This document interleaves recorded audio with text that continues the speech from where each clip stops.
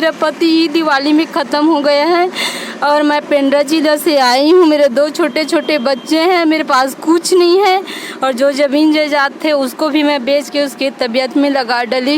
गुहार लगा रहे हैं और सर कितना रोए जब बात सामने आती है सत्य की, तो हम लोग सब महिला विधवा महिलाएं अपने उस जीवन को याद करती है कि हमारा जीवन पति के रहते कैसा था और आज सड़क पर पति के जाने के बाद हमारा जीवन कैसा हो रहा है। मुख्यमंत्री जी से निवेदन करता हूं कि आप सबको दे रहे हैं अनुकंपा नियुक्ति, उसी आधार पे हम लोगों को भी दे दीजिए योग्यता अनुसार, यही हमारी मांग है। मैं अभी बूढ़ा तालाब धरना स्थल पर हूं और यहां दिवंगत शिक्षाकर्मी के विधवा और उनके परिजन हैं।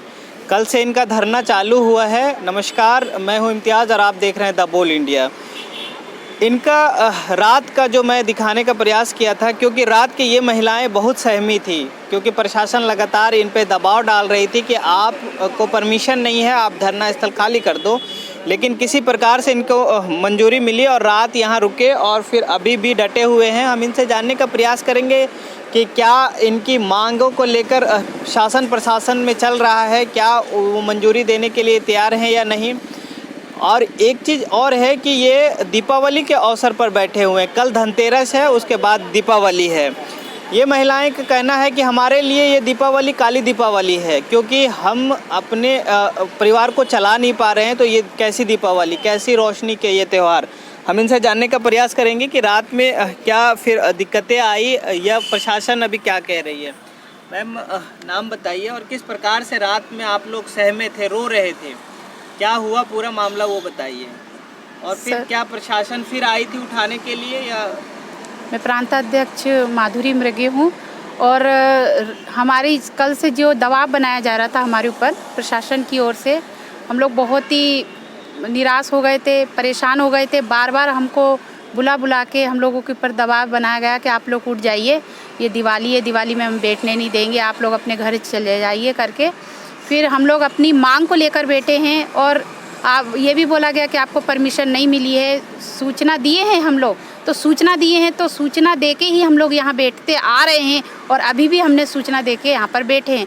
जब अपने अधिकार के लिए हम सूचना देके बैठे हैं तो फिर क्या परमिशन उनके तरफ से नहीं मिल रही है। हम तो मांग रहे हैं और हम सूचना देके यहाँ बैठे हैं, तो कोई गलती तो नहीं किए हैं। शासन प्रशासन का दबाव लगातार बन रहा था, लेकिन रात में हमारे मीडिया बंधु आए और हम उनके सामने अपनी स्थिति को बयां करें और उधर से पुलिस प्रशासन के लोग भी देख रहे थे।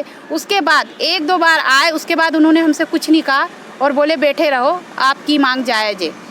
और इसी हमारी जो अनुकंपा नियुक्ति मांग है, सबका निराकरण सभी विभागों में हो रहा है योग्यता अनुसार, लेकिन एक हमारी ऐसी अनुकंपा नियुक्ति है जिसको सरकार लेट लतीफ़े से देने में हमें मजबूर कर रही है। हो सकता है कि हम कितने साल से आप लोग मांग कर रहे हैं और सरकार का क्या रवैया है?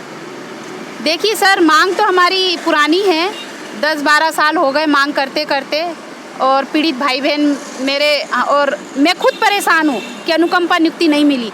इसमें नियम का हवाला दिया जा रहा है कि टीटी करो, डीएड करो।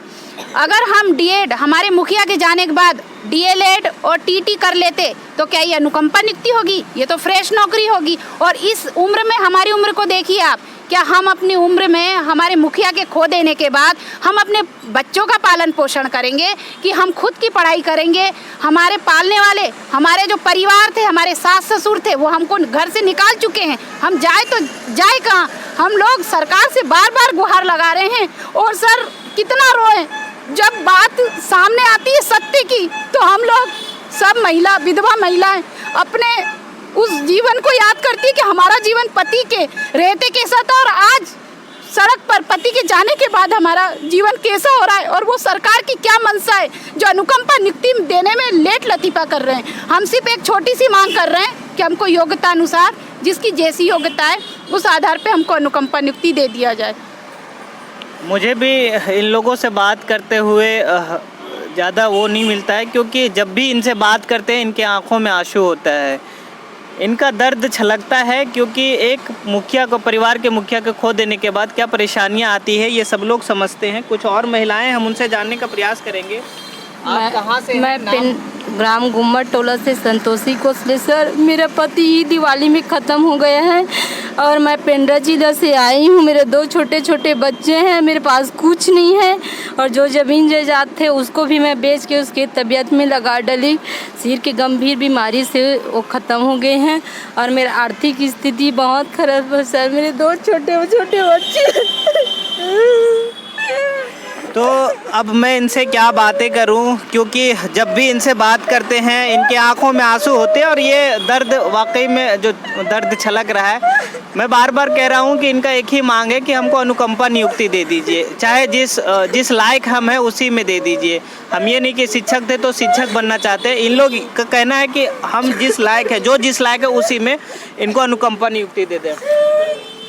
अब मैं ज़्यादा बात नहीं कर पाऊँगा क्योंकि सारे महिलाएं हैं और ये देखिए क्या हाल होता है। रात में भी यही हाल था इनका, क्योंकि ये अपना दर्द भी बयान नहीं कर पाते हैं। कुछ इधर पुरुष है, युवा है, ये भी वही पीड़ित परिवार के हैं। आप नाम बताइए और किस प्रकार से अभी परेशानियां आती हैं आप लोगों को। मेरा नाम सिद्धार्थ सिंह परिहार है। मैं कवर्धा ज़िले से हूँ, कबीरधाम ज़िले से। माननीय मुख्यमंत्री जी से निवेदन करता हूँ कि आप सबको दे रहे हैं अनुकंपा नियुक्ति, उसी आधार पे हम लोगों को भी दे दीजिए योग्यता अनुसार। यही हमारी मांग है। आप कहाँ से हैं? मैं रायगढ़ जिले से हूँ। हाँ, मेरा नाम पुरुषोत्तम सिदार है और मुख्यमंत्री जी से इतना ही निवेदन है कि हम लोगों का जल्दी से जल्दी योग्यता के अनुसार निराकरण कर दें। बस यही है। कुल कितने लोग हैं आप लोग? 1200 से अधिक लोग हैं सर। 1200? जी 1269। तो इनका आंकड़ा मात्र 1269 है, यानी सरकार चाहे तो एक झटके में इनको कहीं ना कहीं अनुकंपा नियुक्ति दे दे। जिस प्रकार से सरकारी आंकड़े खेली जाती है, जिस प्रकार से अभी लगातार आंकड़े दिखाए जाते हैं कि हम फलां के रोज़गार में, यहाँ रोज़गार में आगे चल रहे हैं, यहाँ ये है, पूरे देश में हमारा ग्राफ जो है ऊंचा उठ रहा है। लेकिन ये जो कर्मचारी हैं, इनके बारे में सोचना चाहिए। ये शिक्षक जो दिवंगत हुए हैं उनके फैमिली वाले हैं, ये सारे विधवाएं हैं। अब इनका परिवार चलाना कितना मुश्किल हो रहा होगा ये आप भी समझते हैं। और आप वादा भी किए थे, इनका ये भी कहना है कि आप वादा किए थे, बस वादा निभा दीजिए। आप देखते रहें द बोल्ड इंडिया। मैं हूँ इम्तियाज़।